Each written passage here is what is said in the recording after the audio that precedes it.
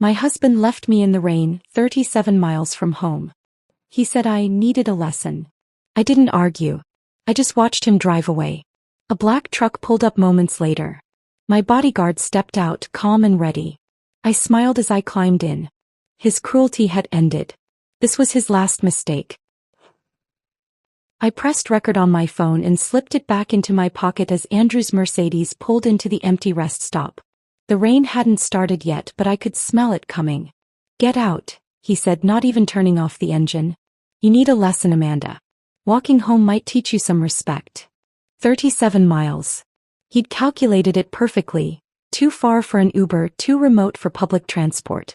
What he didn't know was that I'd been recording everything for 8 months, and Marcus was already parked behind the abandoned gas station, waiting for my signal. The leather seat creaked as I turned to face him. Andrew's jaw was set in that familiar line of satisfaction, the one he wore when closing a particularly ruthless deal at his hedge fund. 3 hours ago, we'd been sitting in Morton's steakhouse celebrating our anniversary. Now he was abandoning me on a remote stretch of highway because I'd asked why $10,000 had disappeared from our joint account. "You're seriously doing this?" I kept my voice steady, letting the phone capture every word. "Actions have consequences, Amanda. You went behind my back, called my accountant, embarrassed me with your paranoid questions. Maybe a long walk in the rain will remind you who manages the money in this family." I thought about the pearl earring in my jewelry box at home. Nadine's earring found under our bed 2 days ago. The $10,000 had probably bought her something pretty. But I didn't mention it. Not yet. Everything had to happen in the right order, just as Marcus and I had rehearsed. "It's going to storm," I said, gesturing at the darkening sky. "Then you'd better start walking." His fingers drummed against the steering wheel. "Unless you want to apologize right now and admit you were wrong. Before we continue, I want to thank you for being here with me today. If you believe that no one deserves to be abandoned in a storm, literal or metaphorical, please consider subscribing. It's free and helps these important stories reach those who need them most. 6 months ago I would have apologized. 6 months ago I still believed the marriage could be saved. That was before I'd found the second set of books for his company, before the mysterious withdrawals, before discovering he'd been slowly transferring our assets into accounts only he controlled. The moment I'd started asking questions, he turned vicious. Tonight was his escalation, but it was also his mistake. "I'll walk," I said, opening the door. "Smart choice. Maybe by the time you get home you'll remember your place." I stepped out onto the cracked asphalt. The rest stop had been abandoned for years, just a dark building with boarded windows and a parking lot being reclaimed by weeds. Andrew had chosen it specifically for its isolation. He'd mentioned it last week casually while we were driving past. "Imagine being stranded here," he'd said. "Miles from anywhere." That's when I knew what he was planning. The Mercedes engine revved. Through the passenger window I could see him checking his phone, probably texting Nadine that the deed was done. Then he pulled away, tires squealing slightly on the worn pavement, leaving me standing alone in the gathering darkness. I counted to 60, watching his taillights disappear around the bend. Then I walked calmly toward the abandoned gas station where Marcus's black Ford was hidden. My brother stepped out, holding an umbrella and a thermos of coffee. "Did you get everything?" he asked. "Every word." I pulled out my phone, stopping the recording. "He actually said I need to remember my place." Marcus shook his head. 3 years of watching him control you was bad enough. But this. He gestured at the empty rest stop. "This is criminal abandonment. Rebecca's going to have a field day with this recording." I accepted the coffee gratefully, feeling the warmth spread through my hands. The rain was starting now, fat drops hitting the cracked concrete. By morning, Andrew would think I'd spent the night walking through a storm, broken and humiliated. He'd expect to find me huddled on our doorstep, ready to beg forgiveness. "Valentina's ready?" I asked. "She's been monitoring the accounts all evening. The moment he transferred that $10,000 this afternoon, she documented everything. The forensic audit goes back 2 years. He's been bleeding money into offshore accounts, probably planning to divorce you once he'd hidden enough." "And Rebecca?" "Filing the emergency papers at 9 tomorrow morning. Abandonment, financial abuse, fraud.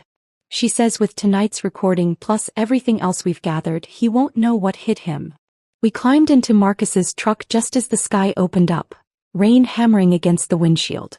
I thought about Andrew driving home, satisfied with his cruel lesson, maybe pouring himself a scotch to celebrate putting his wife in her place. He had no idea that 8 months ago when he'd first started hiding money, I'd hired my own team. Marcus had installed cameras throughout our house under the guise of security upgrades.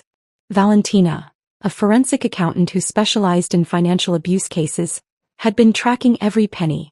Rebecca, one of the city's most ruthless divorce attorneys, had been building a case file that now filled 3 boxes.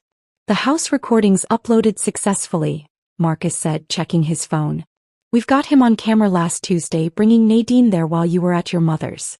They used your bed. I felt something cold settle in my chest. Not heartbreak, that had passed months ago. This was resolve, hard and crystalline. He's been planning this for a while, I said. The escalation, the financial control, the isolation from friends. Classic abuse patterns. Rebecca says judges don't look kindly on husbands who abandon their wives as punishment. Marcus drove carefully through the storm, taking back roads to avoid any possibility of Andrew seeing us. We'd planned this route weeks ago, even doing practice runs. Every detail mattered. The hotel room was booked under my maiden name, paid for with cash Marcus had withdrawn gradually over 2 months. The clothes I'd need were already there, along with copies of all the documentation. You know he'll come looking for you when you don't show up tonight, Marcus said. Let him. The hotel security cameras will show me checking in alone, soaking wet, traumatized. The front desk clerk will testify that I could barely speak through the tears.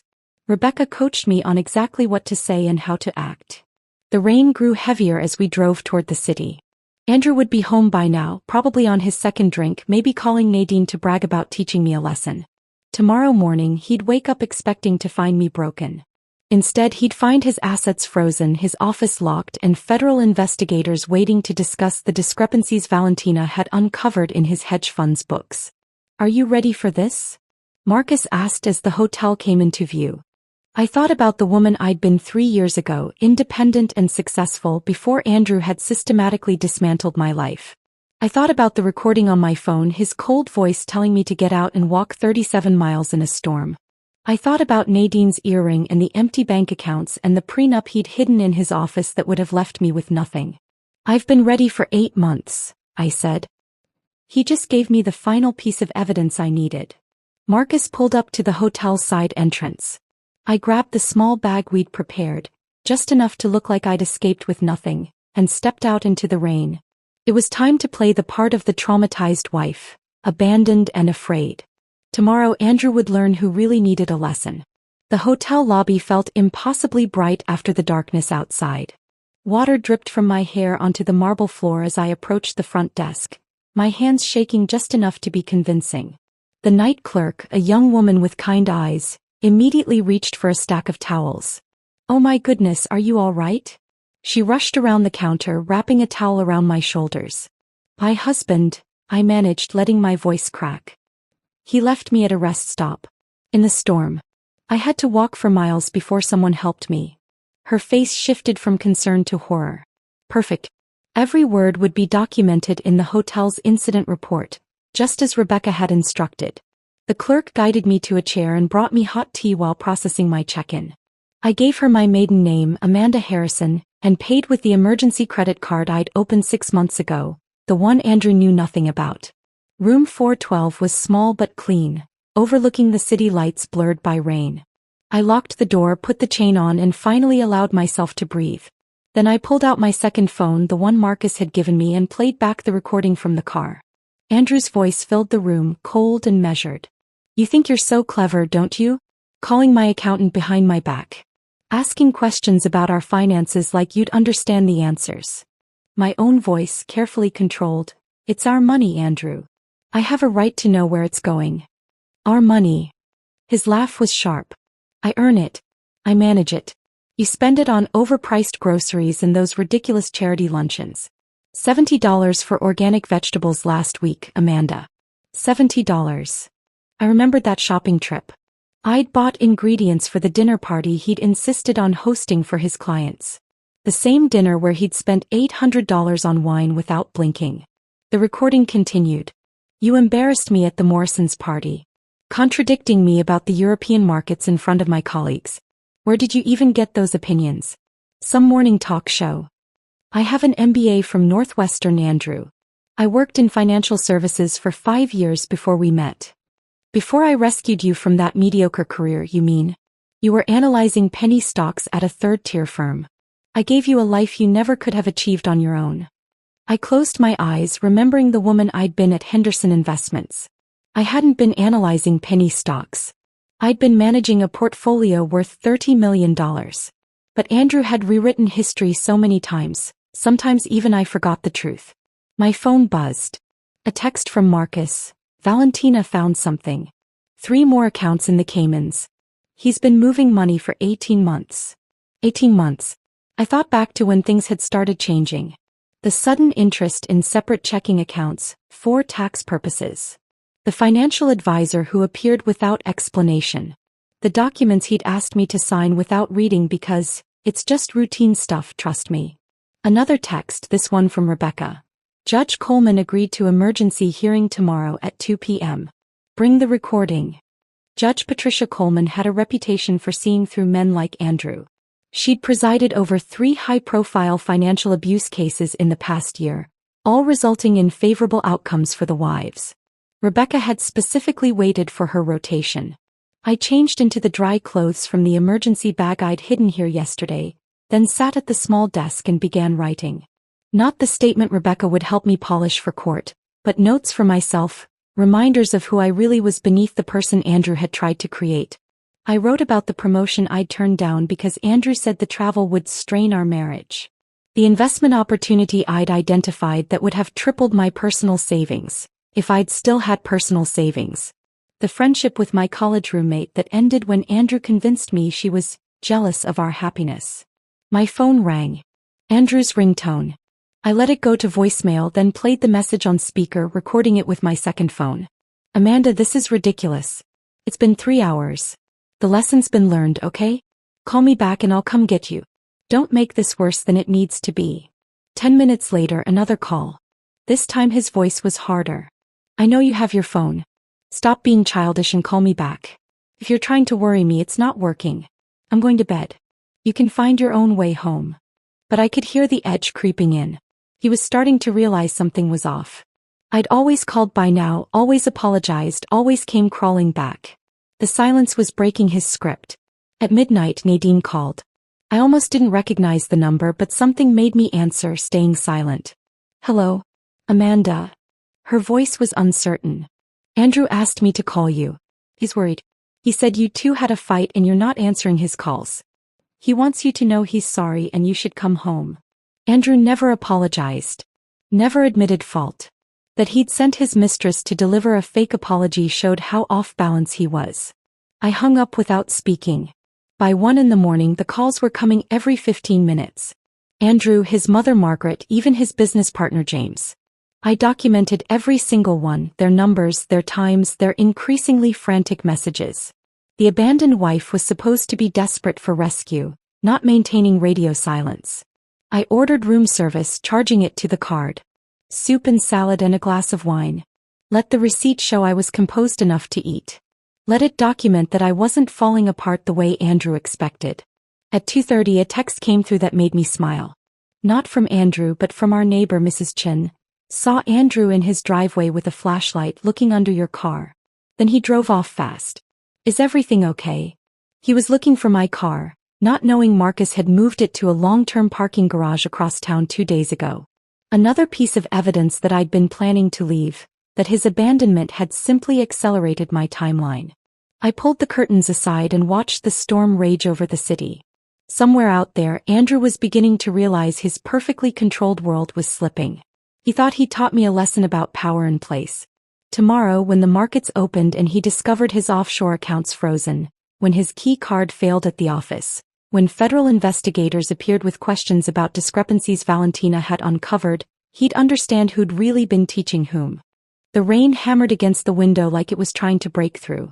8 months of planning, of documenting, of pretending to be the subdued wife while building a case that would destroy him. All leading to this moment, this perfect storm of his own making. I set my alarm for 7, knowing I'd need to look appropriately distraught for the emergency hearing. Rebecca would meet me at noon to prepare. But for now, for these few hours, I sat in the darkness and felt something I hadn't experienced in 3 years. Freedom. The morning sun cut through the hotel curtains at 7 sharp. But I'd been awake since 5, sitting at the small desk with my laptop open to our joint checking account. The balance showed exactly what I expected. Andrew had already moved another $20,000 out at 6:47 a.m. He was panicking, trying to hide assets before I could get to them. Too late. Valentina had already documented everything. By noon, my hotel suite had transformed into a command center. Valentina arrived first, wheeling in 2 suitcases full of printed documents, her usually perfect makeup slightly smudged from working through the night. She spread everything across the dining table methodically: bank statements, wire transfer records, falsified tax documents, each stack labeled with color-coded tabs. "The Cayman accounts are frozen as of 9 this morning," she said, pulling up a spreadsheet on her laptop. "Andrew tried to access them at dawn. 3 failed attempts. He's probably destroying his office right now." Rebecca walked in next, her phone pressed to her ear, speaking in rapid legal terms I only half understood. She ended the call and turned to me with an expression of grim satisfaction. "Judge Coleman moved our hearing to 1 o'clock. She wants to address this immediately. Also, Andrew hired Richard Blackwood." "The shark?" Marcus asked, entering with a box of surveillance equipment. "The same one who got that pharmaceutical executive off last year. Blackwood doesn't come cheap.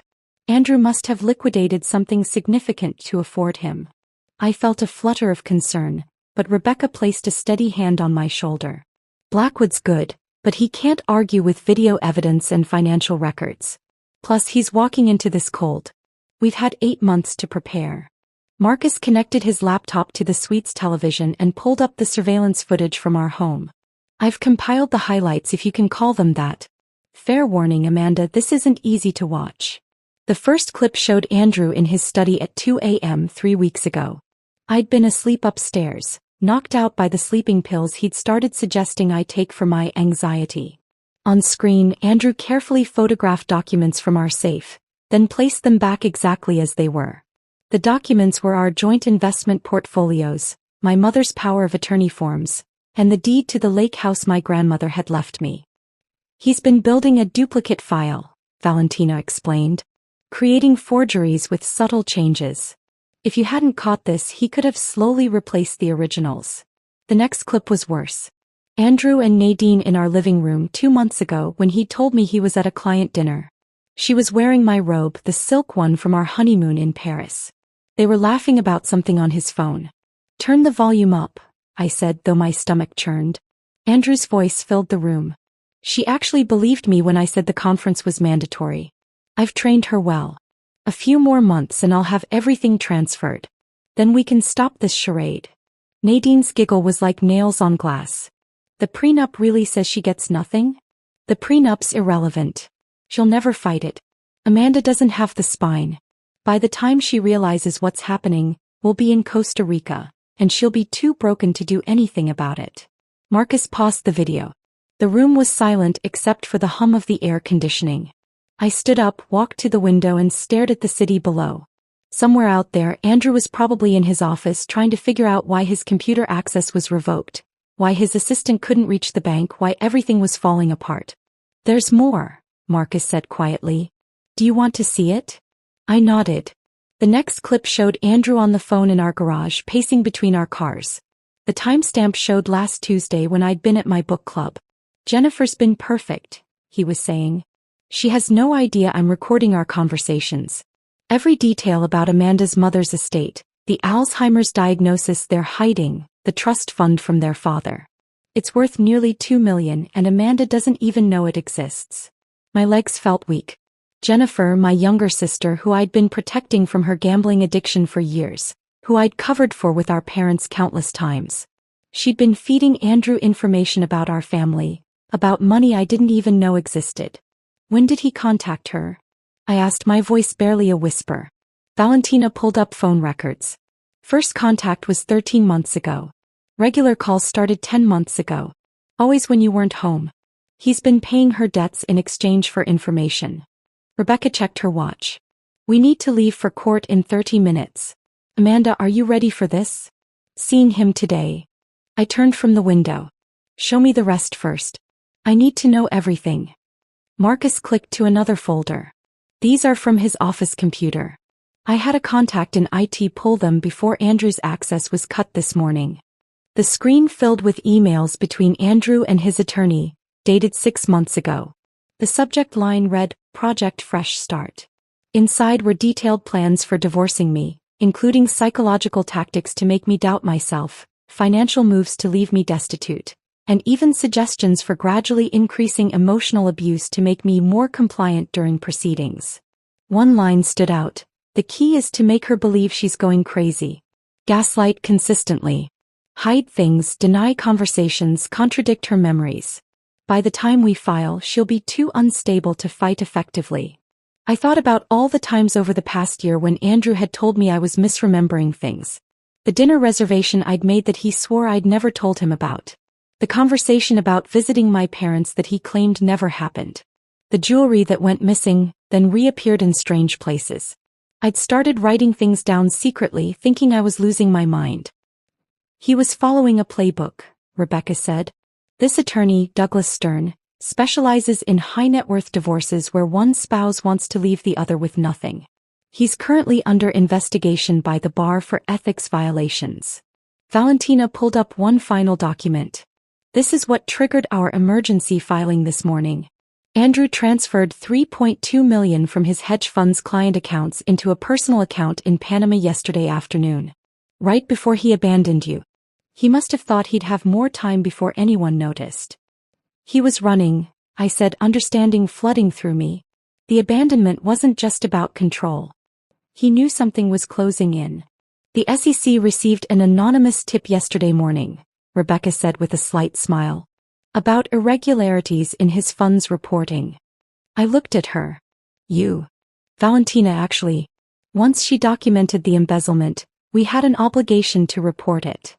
The weight of Andrew's crimes was staggering. This wasn't just about our marriage or his affair. He was a criminal who'd been using me as cover while he pillaged client accounts and prepared his escape. The man I'd shared a bed with for 3 years was capable of destroying not just me, but dozens of innocent investors who'd trusted him with their retirement savings. Judge Coleman needs to see all of this, I said, gathering my strength. Every document, every recording, every piece of evidence. Rebecca smiled, the kind of smile that reminded me why she'd never lost a financial abuse case. She'll see it all. And then Andrew Mitchell is going to learn what it feels like to lose everything. The courthouse corridors were marble and mahogany, designed to intimidate. I walked through them in my sharpest suit, the navy one Andrew had never seen because I'd bought it last month specifically for this moment. Rebecca walked beside me, briefcase in hand, while Marcus flanked my other side. We entered courtroom 4B at exactly 12:55 p.m. Andrew was already there, seated beside Richard Blackwood, whose $1,000 haircut couldn't hide the stress lines around his eyes. Andrew looked smaller somehow, his usual commanding presence diminished by wrinkled clothes and shadows under his eyes. He'd clearly slept in his office. When he saw me, his expression shifted from exhaustion to pure rage. All rise, the bailiff announced. Judge Patricia Coleman entered, her black robes adding gravity to an already tense atmosphere. She took her seat and immediately began reviewing the documents before her, reading glasses perched on her nose. We're here for an emergency petition filed by Amanda Mitchell regarding marital assets and spousal abandonment, she began, her voice carrying the authority of someone who'd seen every type of marital disaster. Mr. Blackwood, I see you've just been retained this morning. Yes, Your Honor. We request a continuance to properly review. Denied. Your client allegedly abandoned his wife in dangerous conditions last night. Time is of the essence. He turned to Rebecca. Counselor, present your evidence. Rebecca stood, smooth as silk. Your Honor, at approximately 8:47 p.m. yesterday, Andrew Mitchell deliberately abandoned his wife at a rest stop 37 miles from their home during a severe storm. We have audio recording of the incident. She played the recording through the courtroom speakers. Andrew's voice filled the space, cold and clear. You need a lesson, Amanda. Walking home might teach you some respect. I watched Andrew's face go white. Blackwood leaned over, whispering furiously. Andrew shook his head, gesturing wildly with his hands. Furthermore, Rebecca continued, Mr. Mitchell has been systematically hiding marital assets for 18 months. We have documentation of offshore accounts totaling $8 million, and evidence of embezzlement from his hedge fund totaling $3.2 million. Objection. Blackwood stood. These are unsubstantiated allegations. Then let's substantiate them, Rebecca said calmly, producing a stack of bank documents. Exhibit A through F, Your Honor. Wire transfers to accounts in the Cayman Islands, all initiated by Mr. Mitchell without his wife's knowledge or consent. Judge Coleman reviewed the documents, her expression growing darker with each page. Mr. Mitchell, did you abandon your wife last night? Andrew stood, straightening his tie. Your Honor, there was a misunderstanding. My wife and I had an argument. It's a yes or no question, Mr. Mitchell. I left her at a rest stop, but during a storm? 37 miles from home. She had her phone. She could have called someone. The judge's eyebrows rose. How considerate of you. She turned back to Rebecca. Continue. Rebecca pulled up financial records on the courtroom screen. Mr. Mitchell has also been conducting an extramarital affair with his assistant, Nadine Rodriguez, using marital funds to purchase gifts and fund trips. This includes a pearl necklace valued at $12,000, reported as stolen to insurance but actually given to Ms. Rodriguez. My phone buzzed. A text from Marcus. He's here. The courtroom doors opened and Tom Chin from the SEC walked in, followed by 2 federal agents. Andrew's head whipped around and for the first time, I saw real fear in his eyes. Your Honor, Tom Chin addressed the judge. I apologize for the interruption. We have a warrant for Andrew Mitchell's arrest on charges of wire fraud and embezzlement. Blackwood jumped up. Your Honor, this is highly irregular. So is stealing $3.2 million from client accounts, Judge Coleman responded dryly. She looked at the federal agents. Gentlemen, please wait until we conclude this hearing. Mr. Mitchell isn't going anywhere. Andrew sank into his chair. His phone, sitting on the defendant's table, lit up with call after call. I could see the names flashing. His mother, his business partner James, and repeatedly Nadine. Given the evidence presented, Judge Coleman continued, I'm granting the emergency injunction. All marital assets are frozen pending investigation. Mrs. Mitchell is awarded exclusive use of the marital home and temporary support of $10,000 per month. Mr. Mitchell, you are ordered to stay 500 feet away from your wife. $10,000 a month? Andrew exploded, standing despite Blackwood's attempt to pull him down. That's insane. She doesn't need. Mr. Mitchell, you abandoned your wife in a storm after hiding millions in assets. I'm being generous, not holding you in contempt right now. Sit down. As Andrew collapsed back into his chair, my phone rang. Jennifer's name appeared on the screen. I declined the call, but she immediately called again. And again. Rebecca leaned over. You should document those. I nodded, screenshotting the call log. 17 calls from Jennifer in the past hour. 43 from Andrew since last night. 22 from his mother Margaret. Even a few from numbers I didn't recognize, probably Andrew's colleagues or clients who'd heard about the federal investigation. Tom Chin approached our table while the judge finalized her orders. Mrs. Mitchell, we'll need your cooperation with our investigation. Your attorney mentioned you have additional evidence. I nodded. 8 months of documentation. Financial records, recordings, emails. Everything. Good. Your husband's looking at 15 to 20 years if convicted on all charges. Andrew must have heard him because he suddenly stood again, pointing at me. You did this. You set me up. This whole thing was a trap. Judge Coleman's gavel came down hard. Mr. Mitchell, control yourself or I'll add contempt charges. She's been planning this. Andrew continued, his composure completely shattered. The recording, the documentation, she knew I was going to leave her there. So you admit to abandoning her? The judge asked. Blackwood physically pulled Andrew back down, but the damage was done. Andrew had just confessed in open court in front of federal agents to deliberately abandoning me. As we prepared to leave, Nadine burst through the courtroom doors. Her designer dress was wrinkled, her carefully styled hair disheveled. She looked around wildly until her eyes landed on Andrew. You said you were divorced, she screamed across the courtroom. You said the papers were already filed. You said she was crazy and making things up. The judge sighed. Ma'am, please remove yourself from my courtroom. But Nadine wasn't done. She pulled out her phone, waving it in the air. I have texts. Recordings. He promised me we were getting married. He said the money was his. Tom Chen's eyes lit up. He approached Nadine carefully. Ma'am, we'd very much like to speak with you. Andrew's destruction was complete. His mistress was turning state's evidence, his assets were frozen, federal agents were waiting to arrest him, and his carefully constructed image had crumbled in less than an hour. As we walked out, leaving Andrew to be processed by federal agents, my phone buzzed with one final message. It was from Margaret, Andrew's mother. I hope you're satisfied, destroying a good man over petty jealousy. I deleted it without responding. Margaret would learn soon enough that her son wasn't a good man. He was a criminal who'd been exposed, and I wasn't the one who'd destroyed him. He'd destroyed himself. The courthouse steps were crowded with reporters when we emerged. Someone had leaked the story. Probably a court clerk who recognized Andrew's name from the financial pages. Microphones thrust toward us as Rebecca guided me through the crowd, her hand firm on my elbow. Mrs. Mitchell, is it true your husband stole millions? Amanda, how long have you been planning this? Will you be pressing additional charges? Rebecca stepped forward, her voice cutting through the chaos. My client will not be making any statements at this time. The federal investigation is ongoing. We pushed through to Marcus's truck and I caught a glimpse of the evening news van setting up across the street. By tonight, Andrew's face would be on every local channel. The golden boy of Minneapolis hedge funds, arrested for embezzlement and fraud. Margaret must be dying inside. Back at the hotel, I collapsed onto the couch while Rebecca poured us both water. My phone hadn't stopped buzzing since we'd left court. I scrolled through the messages, each one a different flavor of shock or judgment. A text from my hairdresser. Just saw the news.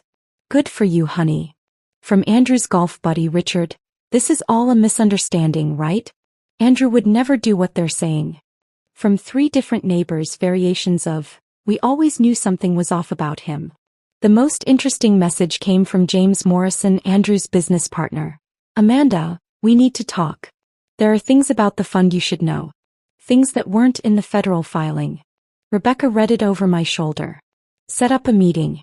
Record everything. At 4 o'clock, the local news broke the story. The headlines scrolled across the bottom of the screen. Prominent hedge fund manager arrested for embezzlement following spousal abandonment incident. They'd gotten Andrew's mugshot already. He looked haggard, his usual perfectly styled hair disheveled, his designer suit replaced with standard-issue jail clothing. The reporter stood outside our house. My house now, describing the scandal in breathless detail. Sources close to the investigation report that Andrew Mitchell allegedly abandoned his wife during last night's severe storm, leaving her stranded 37 miles from home. This morning, federal agents arrested Mitchell on charges of embezzling $3.2 million from client accounts. His wife, Amanda Mitchell, could not be reached for comment. My phone rang. Jennifer again. This time I answered. Amanda, please, I need to explain. You told him about Mom's will. About the trust fund Dad set up. About her diagnosis. Silence. Then quietly, he said he was trying to help. He said you were too stressed to handle the information, that he wanted to protect you. He paid your gambling debts. I didn't know what he was planning. Thought he loved you. He seemed so concerned, so caring. He said you were fragile, that you needed guidance. I thought about all the times Jennifer had called over the past year, asking seemingly innocent questions. How's Mom doing? Have you talked to her lawyer lately? Remember that property Dad bought in Wisconsin? Each conversation had been intelligence gathering for Andrew. He played you, I said. Just like he played me. Amanda, I'm so sorry. When I saw the news, when I realized what he'd done, I've been sick all day. Can we meet? Please. Rebecca shook her head, but something in Jennifer's voice made me pause. She sounded genuinely broken, not just worried about consequences. Tomorrow. Neutral location. You come alone. After I hung up, Marcus pulled up social media on his laptop. You need to see this. Andrew's company Facebook page was imploding. Clients were posting demands for their money back. Former employees were sharing stories of suspicious activities they'd witnessed. One woman wrote, "He fired me when I questioned missing funds last year. Now I know why." But the most devastating blow came from Nadine. She'd gone nuclear on Instagram, posting screenshots of their text conversations, photos from their trips funded with stolen money, and a long caption detailing how Andrew had manipulated her into believing I was the villain. "He told me his wife was emotionally disturbed," she wrote. "That she refused to grant him a divorce. That she threatened to ruin him if he left. I believed every word because he was so convincing, so sophisticated. I was an idiot, but he was a master manipulator." The photos were damaging. Andrew and Nadine in first-class seats to Paris, champagne glasses raised. Andrew and Nadine at the exact resort in Mexico where we'd celebrated our 5th anniversary. Andrew and Nadine in our bed. She'd actually posted that one, though Instagram quickly removed it. By 6 o'clock, Andrew's mother Margaret had released a statement through her lawyer. Rebecca read it aloud, barely containing her laughter. "The Mitchell family is shocked by these allegations. We believe this is a coordinated attack orchestrated by a vindictive spouse seeking financial gain. Andrew Mitchell is an upstanding member of the community who has been victimized by a calculating woman who married him for his money." "She's really going with that angle?" Marcus asked. "After what everyone heard her say in court?" My phone rang again. This time it was a number I didn't recognize. "Against Rebecca's advice," I answered. "Mrs. Mitchell? This is Patricia Huang from the Wall Street Journal. We're running a story about systematic fraud in boutique hedge funds. Your husband's case is part of a larger pattern we've been investigating. Would you be willing to share your experience?" Rebecca took the phone. "This is Amanda Mitchell's attorney. All press inquiries should be directed to my office." She hung up and turned to me. "By tomorrow this will be national news. Andrew didn't just destroy himself, he's taking down an entire network of corrupt fund managers. The FBI is expanding their investigation." I walked to the window looking out at the city lights. Somewhere in Federal Holding, Andrew was probably meeting with Blackwood trying to figure out how to spin this. But there was no spinning video evidence, recorded confessions, and millions in stolen money. My phone lit up with one more message, this one from David Brennan, Andrew's biggest client. "Mrs. Mitchell, I want you to know that several of us victims are pursuing civil suits against your husband. However, we want to be clear, you are not our target. We know you were a victim too. In fact, we'd like you to testify about what you observed." The irony was perfect. Andrew had spent years telling me I was too stupid to understand finance, too naive to grasp business. Now his former clients wanted my testimony to help bury him. As the sun set over Minneapolis, painting the sky the color of justice, I realized that Andrew's public downfall was just beginning. Tomorrow there would be more headlines, more revelations, more people coming forward with stories about the man they trusted with their money. But tonight, for the first time in 3 years, I sat in peaceful silence, no longer afraid of his footsteps, his moods, his cruel words designed to keep me small. The man who'd abandoned me in the rain had created his own storm, and now he was drowning in it. The next morning brought a knock at my hotel door that I wasn't expecting. Through the peephole, I saw Jennifer standing in the hallway, her usually perfect appearance completely undone. Her hands shook as she clutched a manila envelope to her chest, and her eyes were red-rimmed from crying. I opened the door but didn't invite her in. "I thought we agreed to meet at a neutral location." "I couldn't wait. Amanda, please. There are things you need to know right now. Before the FBI talks to me this afternoon." Marcus appeared in the doorway of the adjoining room, alert and protective. I nodded to him that it was okay, then let Jennifer inside. She sat on the edge of the couch, placing the envelope on the coffee table with trembling fingers. "Andrew first contacted me 13 months ago," she began, her voice barely above a whisper. "He knew about the gambling. I don't know how he found out, but he knew I owed $47,000 to some very unforgiving people. He offered to pay it all, no questions asked, if I just answered some questions about our family finances. And you agreed." My voice was flat, controlled. I was desperate. They were threatening to go to my employer to ruin my career. Andrew seemed like he genuinely wanted to help. He said you were too proud to ask our parents for money, that he wanted to surprise you by solving family problems behind the scenes. She opened the envelope and pulled out a stack of printed emails. "These are our conversations. Every one of them. I printed them all last night when I realized what he'd really been doing. I picked up the first email dated over a year ago. Andrew's tone was warm, concerned, brotherly even. He wrote about wanting to be a better husband, wanting to understand my family dynamics so he could support me better. The manipulation was masterful. He was particularly interested in Mom, Jennifer continued. He wanted to know about her health, her mental state, her finances. I thought he was planning something nice for her, maybe paying for better care. You told him about the Alzheimer's. Jennifer nodded, tears streaming down her face. She made me promise not to tell you. She didn't want you to worry, said you had enough stress with Andrew being so demanding. But he was so persistent, so caring. He said he'd noticed signs and wanted to help. I kept reading. The emails showed Andrew's questions growing more specific over time. What properties did our parents own? Were there any trusts? Who was the executor of their wills? Jennifer had answered everything, believing she was helping her brother-in-law better care for our family. Last month he asked me to get Mom to sign some papers, Jennifer said. He said they were for insurance purposes, that it would protect her assets if her condition worsened. I actually took them to her, Amanda. Thank God her lawyer was there that day and recognized them as property transfer documents. That's when I started to realize something was wrong. My phone buzzed. David Brennan was calling. I put him on speaker so Marcus could hear. Mrs. Mitchell, I'm sorry to bother you, but this is urgent. I've been going through our client files all night. Andrew wasn't just stealing from the general fund. He specifically targeted our elderly clients, particularly widows. What do you mean, targeted? Mrs. Eleanor Hartley, for instance. Her husband died 2 years ago, left her everything with specific instructions that Andrew personally manage her portfolio. Within 6 months, Andrew had convinced her to sign power of attorney documents. She thought she was giving him authority to make trades. He used it to drain her accounts. I felt sick. Eleanor Hartley was 78 years old. I'd met her at several company events, a sweet woman who always talked about her grandchildren. How much did he take from her? $800,000. But here's the worst part. He convinced her she was developing memory problems, that she was forgetting conversations about withdrawals she'd authorized.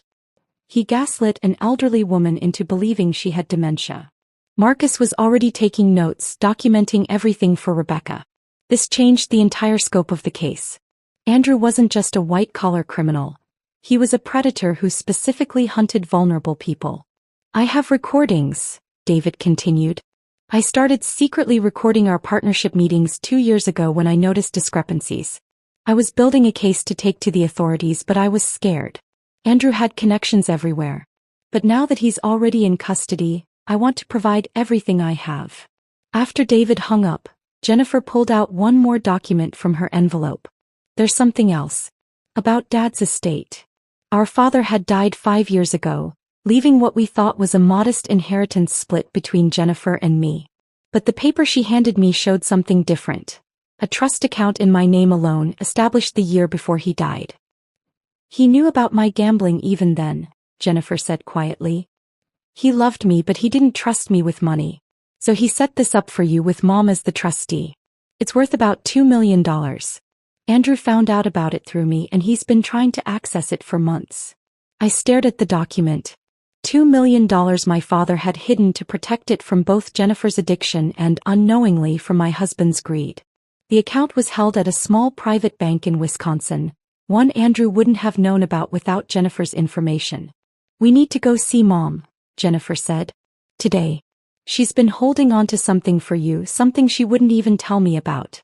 She said she was waiting for the right moment. An hour later, we sat in my mother's room at the memory care facility. She was having one of her increasingly rare clear days, her eyes bright and focused as she held my hand. I knew what he was the first time I met him, she said, her voice stronger than it had been in months. The way he looked at our house, evaluating everything like he was cataloging assets. The way he steered conversations toward money. Your father saw it too. She reached into her bedside drawer and pulled out a small key. Safety deposit box. First National Bank on Hennepin. Your father put things there the week before he died. Documents. Evidence. Evidence of what, Mom? Andrew tried to forge your signature last year. Loan documents, property transfers. The bank manager was your father's friend. He called me, sent me copies of everything. It's all in the box. I took the key, feeling its weight. My father had been protecting me even from beyond the grave, and my mother had been standing guard over that protection despite her declining memory. There's more, Mom said, her grip tightening on my hand. The FBI came here yesterday. Not about Andrew's arrest, about something bigger. They said his name came up in an investigation that's been running for 3 years. A network of fund managers who've been systematically defrauding elderly clients across 5 states. The room felt suddenly airless. Andrew's abandonment of me in the rain wasn't just about control or cruelty. He'd known the FBI was closing in. He'd wanted me broken and compliant because he thought he could use me as either a shield or a scapegoat when everything collapsed. He never expected you to fight back, my mother said, a small smile crossing her face. Men like him never do. They think kindness is weakness. They're always surprised when they learn otherwise. As we prepared to leave, my mother squeezed my hand one more time. Your father would be proud of you. You're stronger than Andrew ever imagined.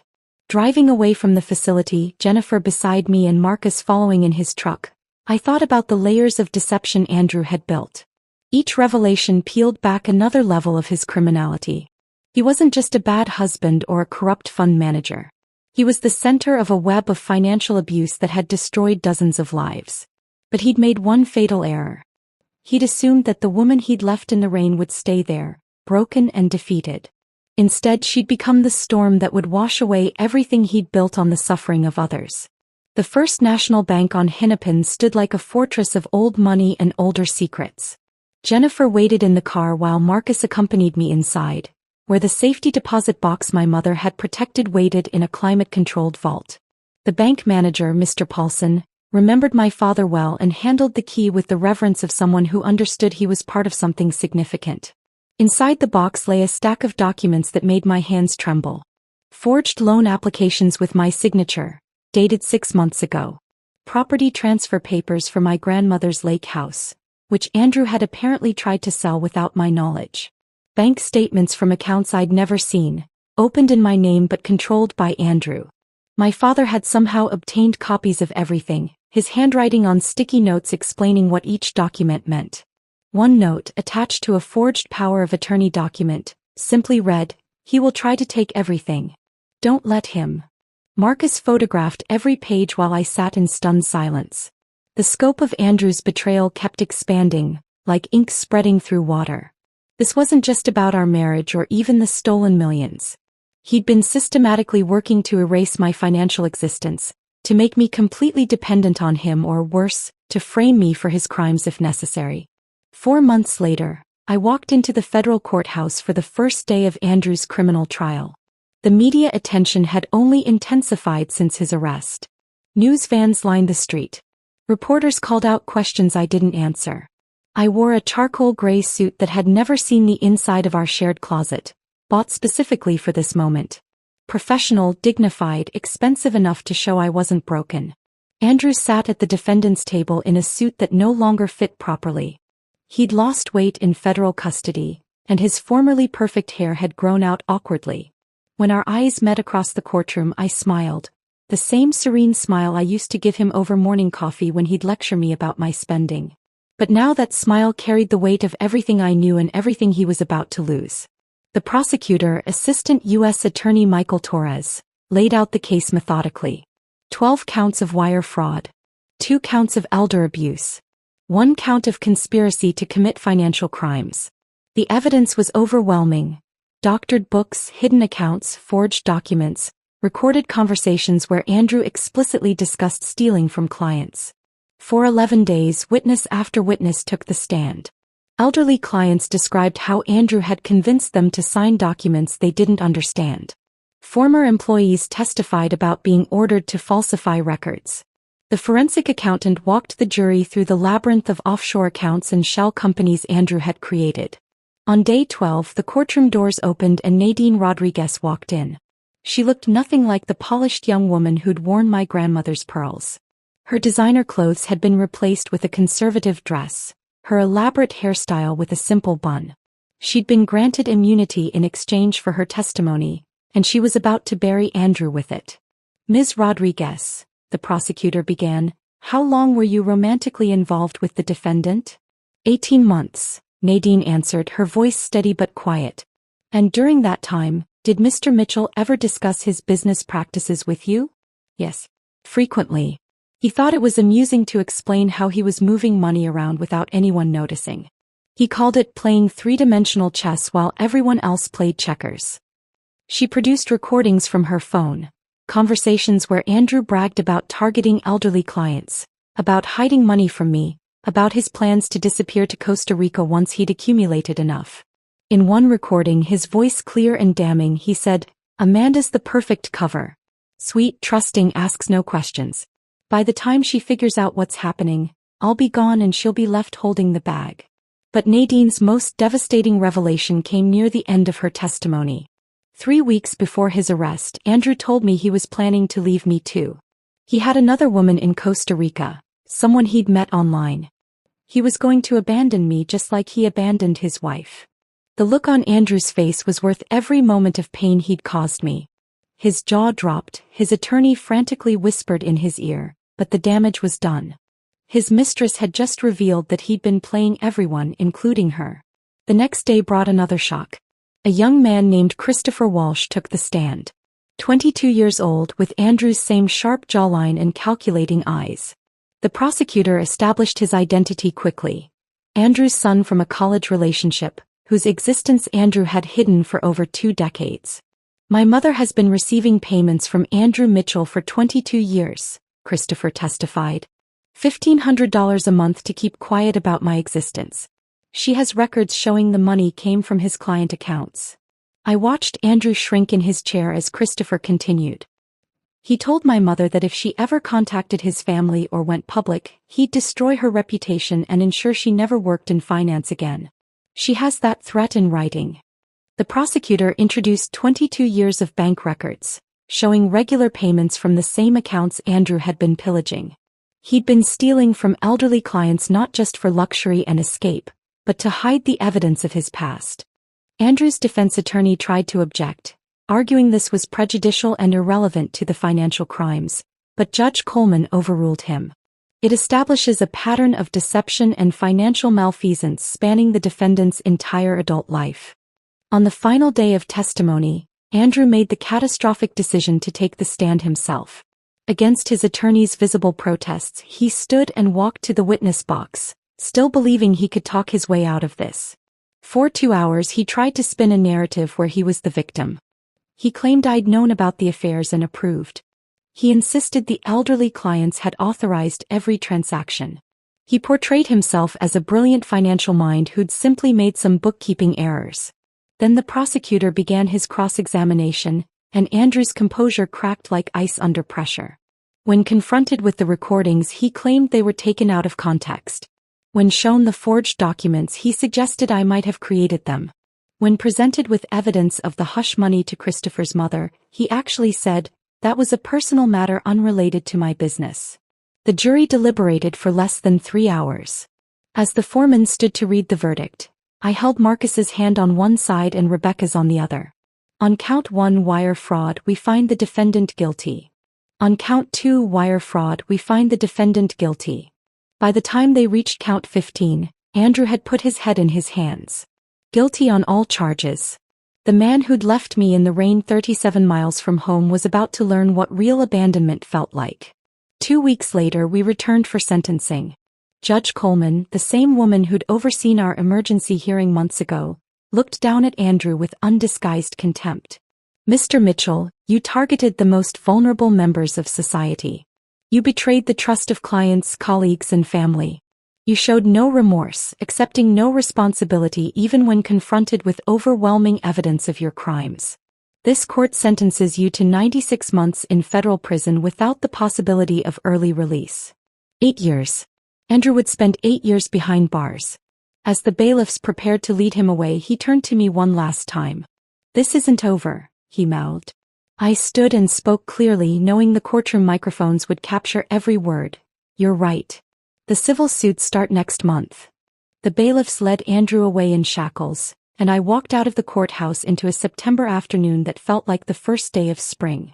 The civil suits would indeed start next month, with 17 of Andrew's victims seeking restitution, but that was Rebecca's battlefield now.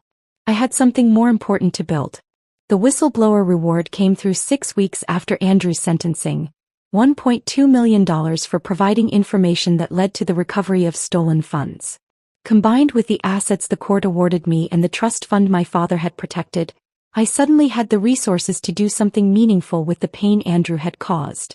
Marcus found the building first, a renovated Victorian in Minneapolis's Whittier neighborhood that had previously housed a law firm.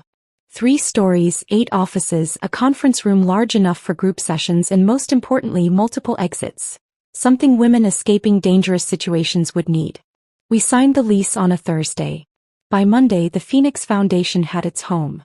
"We need proper security systems," Marcus said, walking through the empty rooms with his tablet making notes. "Panic buttons in every office, secured entry, surveillance that actually protects people instead of monitoring them." Valentina arrived with boxes of filing systems and encryption software. "I've already had 3 forensic accountants reach out wanting to volunteer their services. Word's spreading in the financial community about what we're doing." Rebecca had taken a leave of absence from her practice to help establish our legal aid program.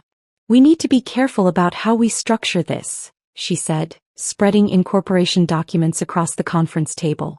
"We're going to be dealing with dangerous situations, angry spouses, potential legal retaliation.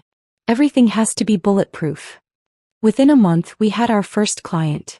Maria, a teacher whose husband had hidden their savings and threatened to report her to immigration services if she tried to leave, even though she was a citizen. Valentina found the money. Rebecca filed the papers. Marcus arranged safe transportation.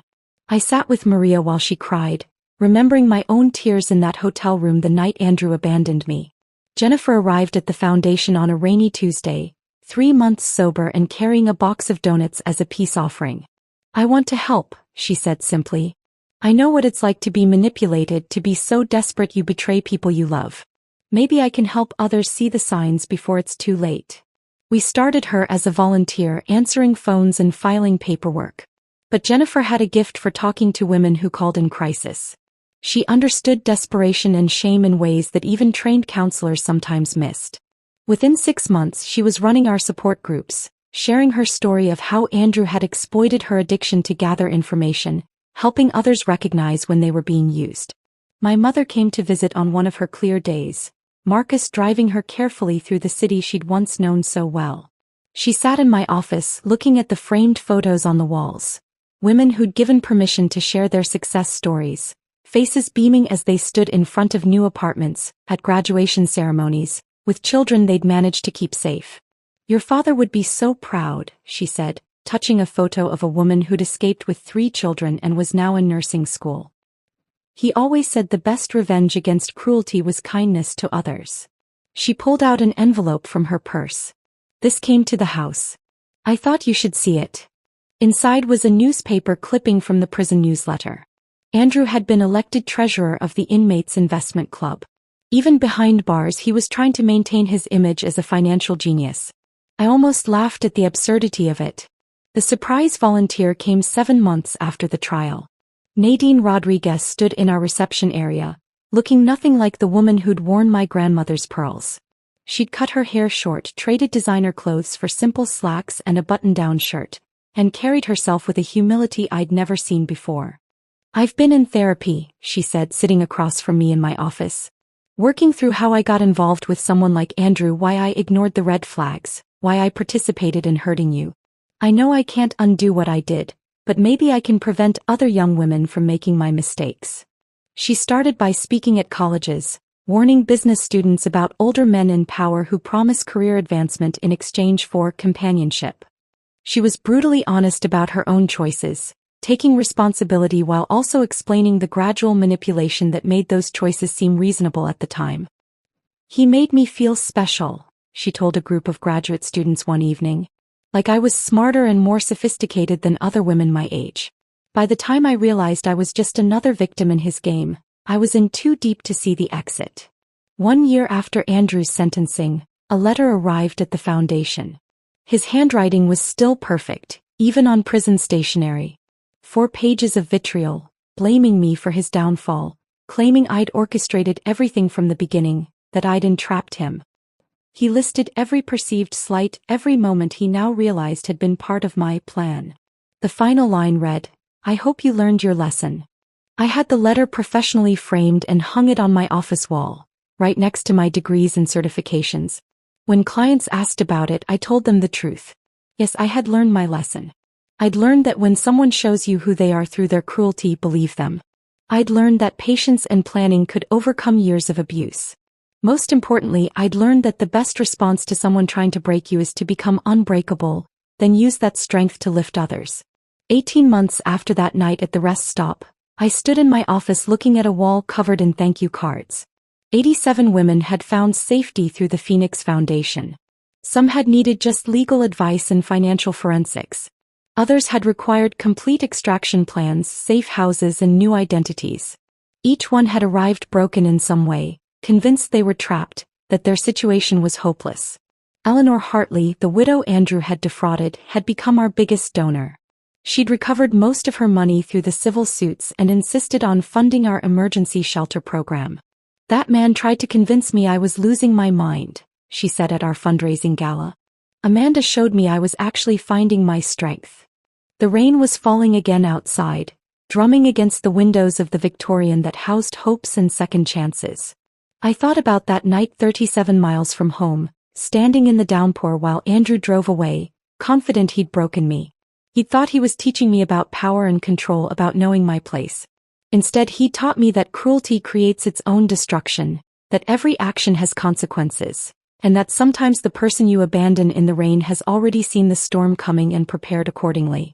Through the Phoenix Foundation, his act of calculated cruelty had become the catalyst for saving women he never believed deserved saving. The ultimate lesson, the one Andrew never saw coming, wasn't about obedience or respect or knowing one's place. It was about transformation. He tried to leave me powerless in a storm. Instead, I'd become the shelter. If this story of calculated justice kept you on the edge of your seat, hit that like button right now. My favorite part was when Amanda stood in court, wearing the sharp suit Andrew always said made women look too aggressive, and smiled at him with the same serene expression she used to give him over breakfast. What was your favorite moment of sweet revenge? Drop it in the comments below. Don't miss more gripping stories like this. Subscribe and hit that notification bell so you never miss an upload.